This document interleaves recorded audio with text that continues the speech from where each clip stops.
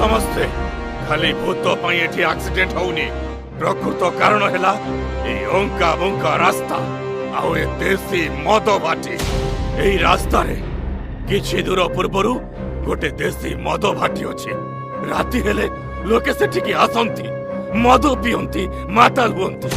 ଆଉ ଏଇ ବାଟରେ ଘରକୁ ଫେରିବା ବେଳେ ଆକ୍ସିଡେଣ୍ଟ ହେଇ ମରନ୍ତି।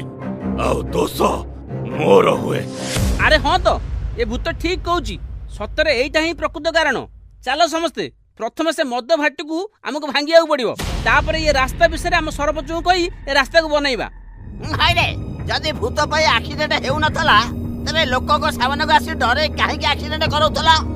କାହିଁକି ନା ତମେ ମାନେ ଟର୍ଣ୍ଣିଂ ରେ ସବୁବେଳେ ଅନ୍ୟ ମନସ୍କ ହେଇ ଯିବା ଆସିବା କରୁଥିଲ। ସାମ୍ନାରୁ କି ପଛରୁ ଯେତେବେଳେ ଟ୍ରକ୍ କି ବଡ ଗାଡି ଆସେ ମୁଁ